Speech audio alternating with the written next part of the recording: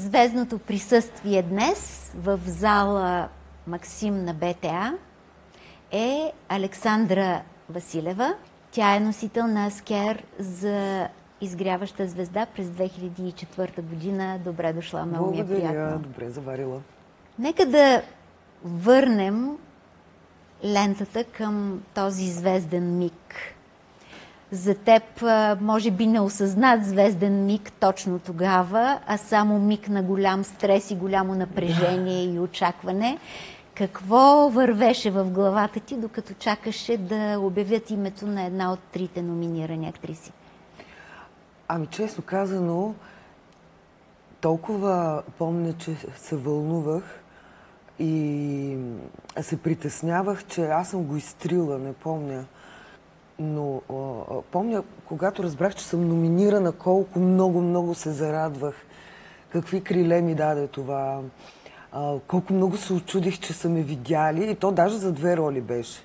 Едната роля е Дафинка в Свекърва, постановка на Марио Скоркийски в Пловдивския театър, а другата роля беше Фем от Бифем на Петрушевска, постановка на моя съпруг Григор Антонов, на който това му беше дипломна работа в сатиричния театър. И нямам спомен как, примерно, съм била облечена на самата церемония, но помня, че ми трепереха краката, когато ми казаха името. Качих се, успях да благодаря на професор Азарян, сигурно пелтечайки, заеквайки и изглеждайки много нелепо, представям си.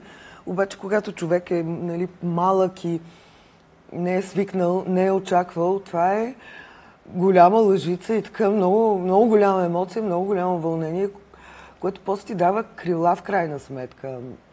Подкрепа е, нали, колегите да са видели един млад артист, който въобще първия път, когато ти се случи някаква награда, е страшно. Нещо като когато, примерно, разбрах, че ме е приел професор Азарян в надфис, какво щастие беше и как не можех да повярвам и мислех, че някаква грешка е станала, че не го заслужавам аз по никакъв начин това нещо. Много хубаво е, много хубаво. С други думи, това е, по твоята оценка, много стабилна награда, много сериозна награда. Специално в тази категория. Ами, да, подкрепа на млад човек.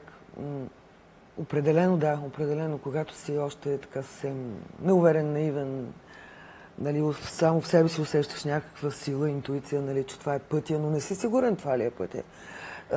Ставаш ли, за това ли си, можеш ли, нещо ще те щупи ли. Много навременно признание е това, да. Да, пожелавам го на младите колеги. Важна е вярата и мотивацията да не се губи през всичките тези години. Защото едно е да си млад и да те оценят, друго е да минат 20 години и ти непрекъснато да бъдеш в работна кондиция, непрекъснато и то в тези трудни условия тук в България, в този живот. Нали, за всички е ясно, че хората на изкуството са недостатъчно оценени в нашата държава.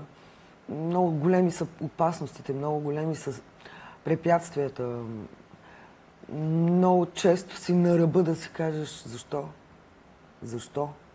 Ти даваш всяка вечер. Даваш. За какво? За да получиш обратно съвсем малко, всъщност. Макар че от друга страна, колкото повече даваш, толкова по-пълен се усещаш. Да.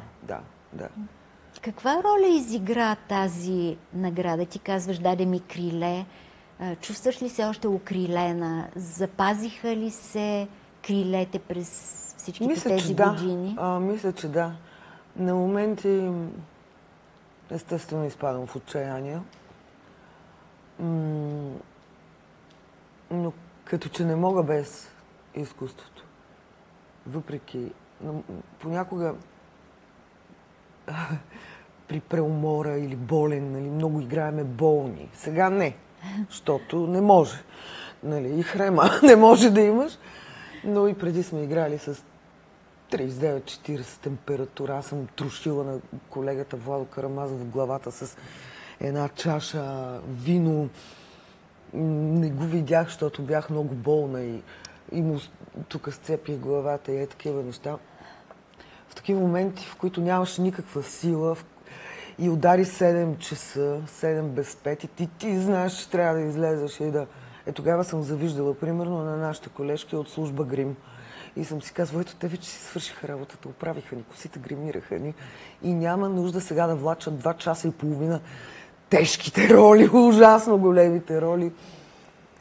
Но е много хубаво, много е хубаво. И така че режисьорите ми се довериха през годините и наистина ми възлагаха много сериозни задачи.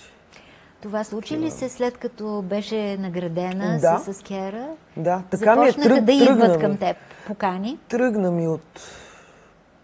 Всъщност още от надвис, така на големи роли на... Дето казваше нашия професор, локомотив да влачиш. Да. Ами да, може да се каже. Освен това, когато бях студентка, играех в театъра на армията в Буре Барут на професор Азарян. И тогава, от втори курс, и тогава с адски респект пристъпих към работата си там, към колегите, към те някакви звездите. Аз ги гледах като една малка пикла и ги гледаха така, те си мислеха, добре, защо така се държи дръпнато? А аз от респект не мога дума да им кажа, от притеснение просто. И точно тези колеги после, нали, да те оценят, че си направил. Беше много, много хубаво и вдъхновяващо. И през годините имаш ли любими роли? Които съм играла ли? Да. Ами общо взето, може да се каже, че повечето или почти всички ги обичам, но да, имам си... Като се започна от Благоев градския театър, може би Каролина Нойбер, постановка на моя професор Азарян. Една много тежка роля, която играех от 16 до 60 годишна актриса, реформатор, действителна личност в немския театър. Не помня годината, не помня. Но действителна личност, която се бори с ниското изкуство. Много хубава пиеса. Пиесата е сръбска. И сменях 13 костюма, без да излизам от сцената. Като минавахме през няколко епохи като костюм. Във връжда с баща си, който е халтураджия. Нали? Актьори, да. И беше страшна школа тогава. 5-ти курс надвис.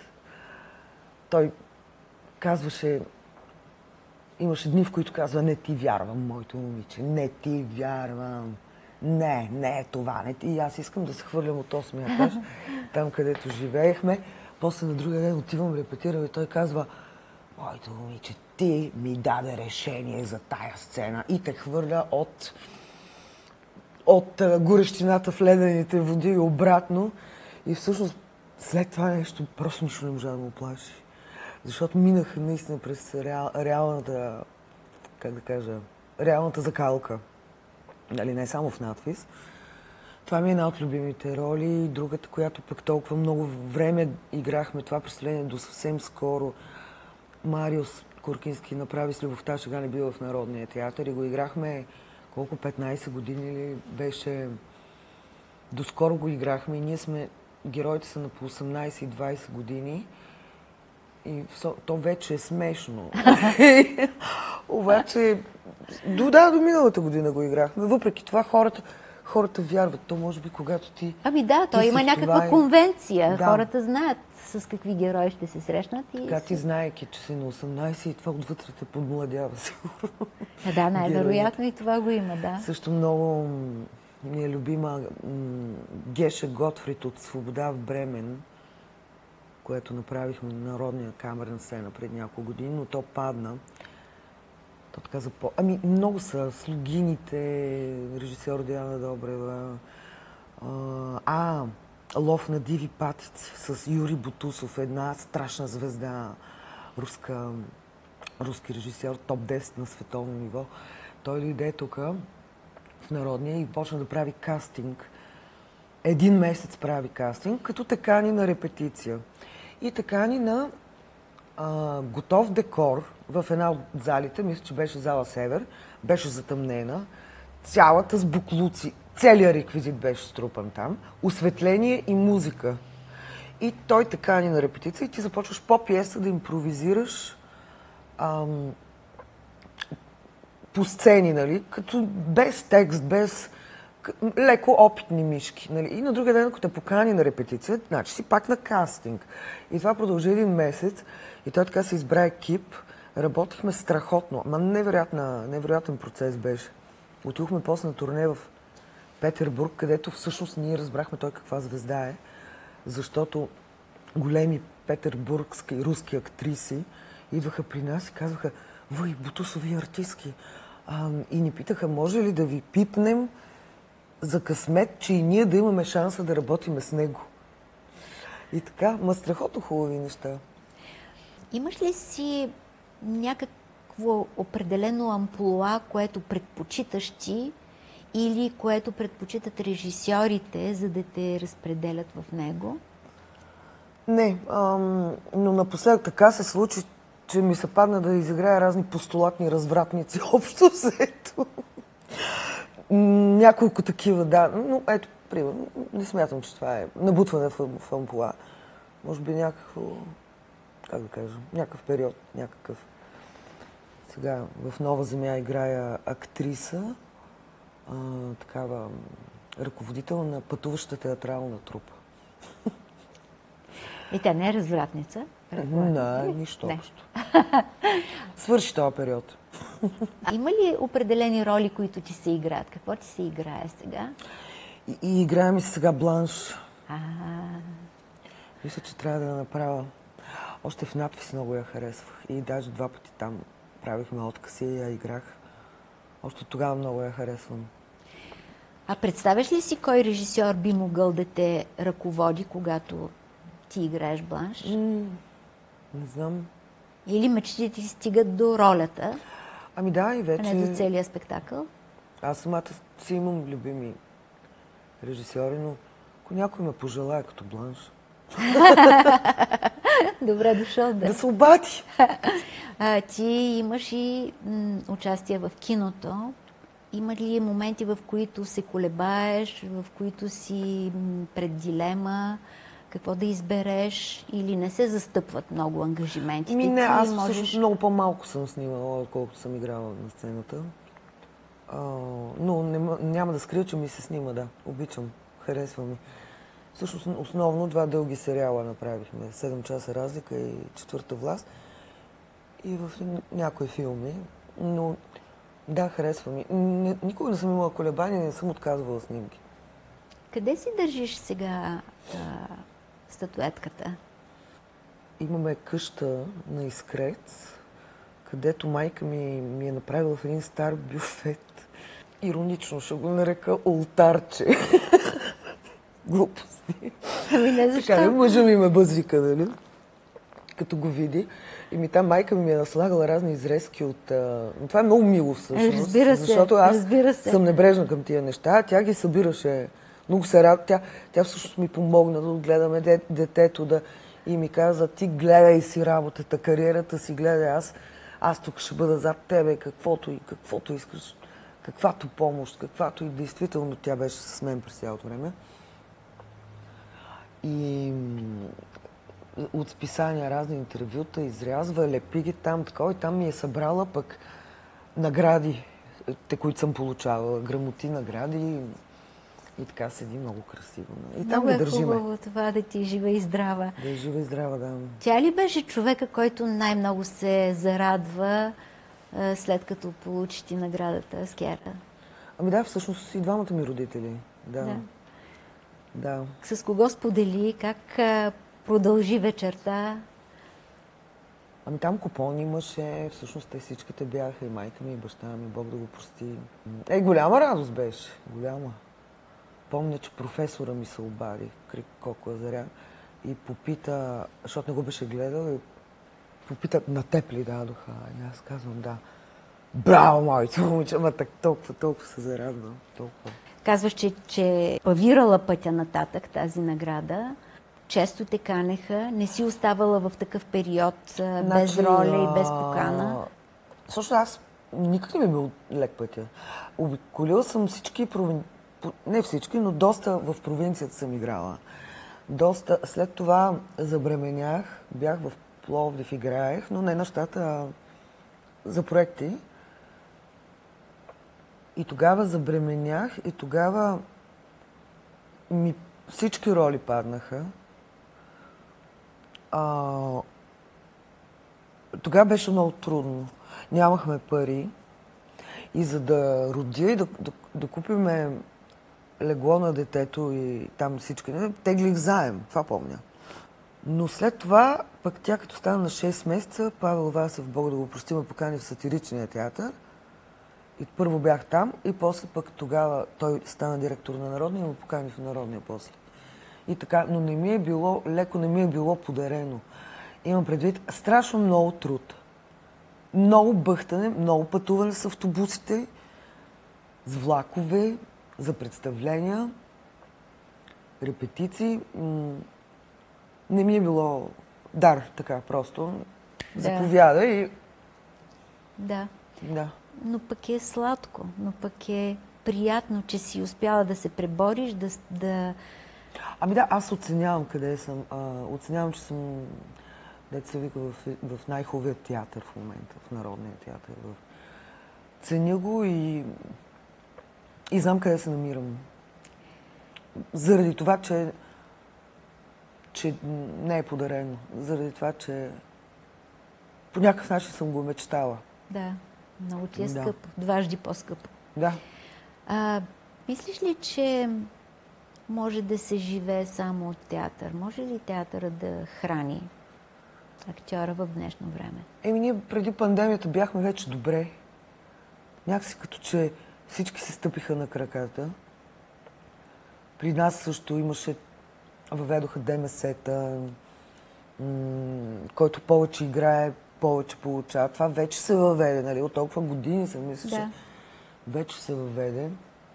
Публиката беше фрашкано просто, догоре. Билети на 50 лева се продаваха, което какво означава? Че има хора в добро финансово състояние, които могат да се го позволят. Да. Нали, да изгледат едно представление. И това всъщност така секна. Сега на 30%. Сигурно е много тъжно. Аз не мога да си представя как се чувстват актьорите, които изкарват цял тежък репетиционен период с едничката надежда и очакване да задишат заедно с публиката в салона.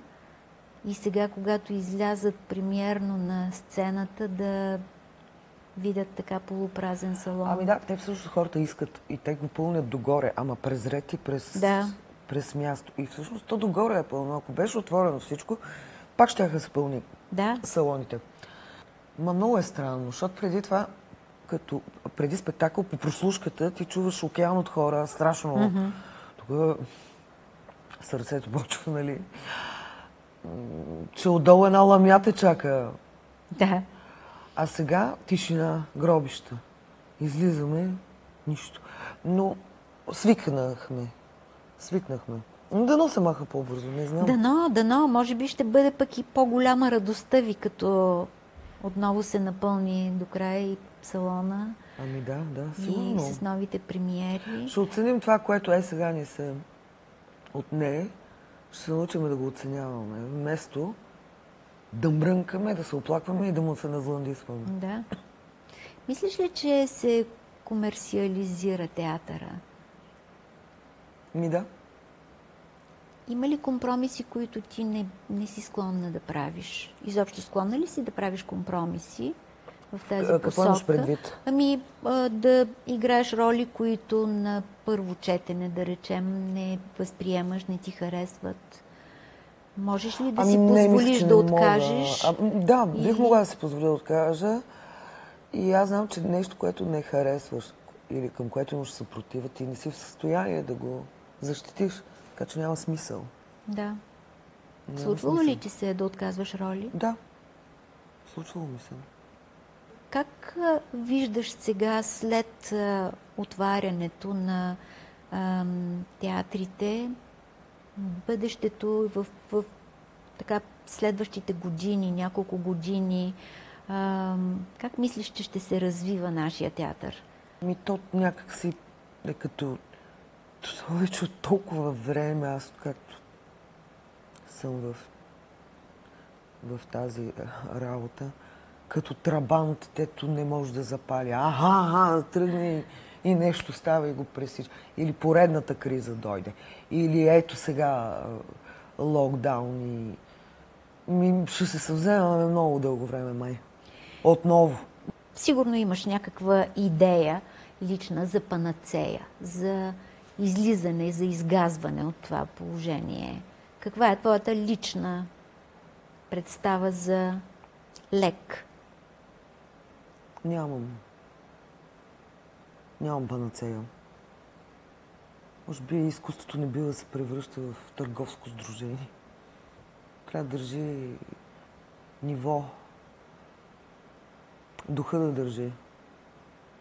Не джоба, не смеха, не ръстухата.